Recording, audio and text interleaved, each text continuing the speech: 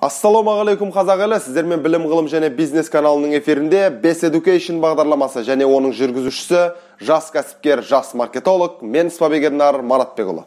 Достар, бүгінгі видеоны соңына дейін қараңыздар. Өйткені бүгінгі видеода мен сіздерге видео маркетингтегі монтажердің рөлі қандай, видео монтажерлар қанша ақша табады және қалай ақша табады, сонымен қатар қандай бағдарламалармен монтаж жұмыстарын жасауға болады. Осы сұрақтарға жауап беремін және пайдалы заманауи білімдермен бөлісемін достар. Ендеше бастайық.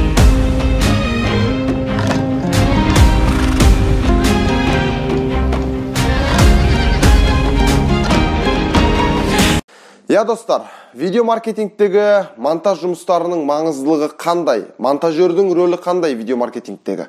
Осы сұраққа әуелі жауап беріп кетейік. Жалпы монтажердің видео маркетингтегі рөлі орасан зор достар. Өйткені сценарист әуелі сценарийді жазды, одан соң оператор сол сценарийге байланысты әдемілеп, ракурстарды таңдап, фондарды таңдап, видеоны керемет қылып түсірді.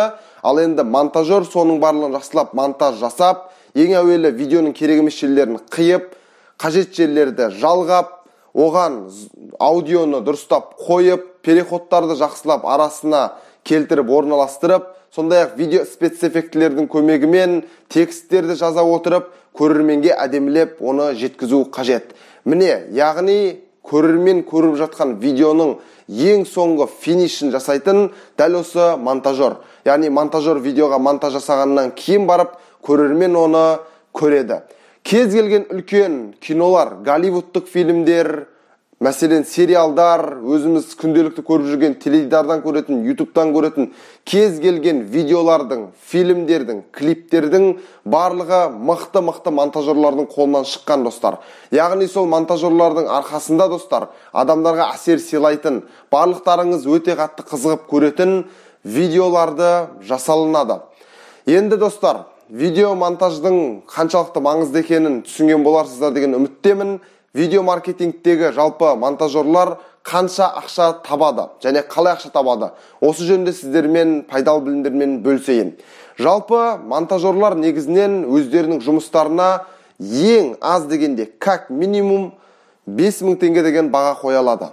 Бірақ достар, 5000 теңге деген бұл ең қарапайым, ең жеңіл деген монтаж жұмыстарына. Ал одан егер күрделі болып кете беретін болса видео, онда оған 10 мың, 20 мың, кейде 100 мыңға дейінгі бағаларды қоя алады. Бұл енді видеоның жалпы күрделілігіне байланысты болып табылады достар.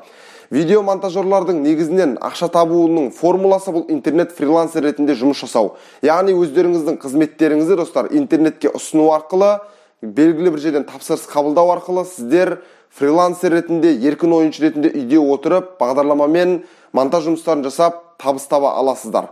Міне достар, видео монтажерлар осылай ақша табады және олар егер бір күнде 4-5 заказ орындайтын болса, әрбір заказ 100 мың теңгелік заказдар болатын болса, күрделілігіне қарай, онда бір күнде 500 миллионға дейін ақша таба алады.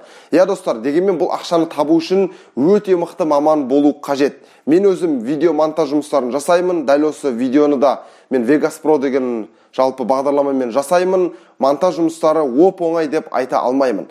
Бірақ егер сіздер түбіне түсетін болсаңыздар, меңгеріп тек осымен ғана айналысатын болсаңыздар, онда мықты профессионал болуға болады. Бірақ міндетті түрде әрдайымғы практика, еңбек өте қатты қажет достар. Сонда ғана сіздер жаңағыдай табысқа шыға аласыздар. Ал енді қандай бағдарламалармен видео монтаж жұмыстарын жасау қажет?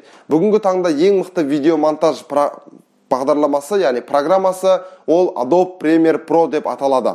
Ал мен өзім одан кейінгі деңгейде тұрған Vegas Pro дегенмен жасаймын. Adobe Premiere Pro-ны көп ноутбуктар, көп жалпы компьютер бағдарламалар көтере бермейді. Сол себепті көбісі Vegas Pro-ны қолданады, дәл мен сияқты достар. Ал егер сіздерде мықты ноутбук немесе жақсы компьютер болатын болса, онда сіздер достар Adobe Premiere Pro-ны қолдансаңыздар болады. Ал телефонда InShot, Viva Video секілді қарапайым бағдарламаларды мен айтпасам да білесіздер, солар арқылы видео монтаж жұмыстарын жасауға болады достар.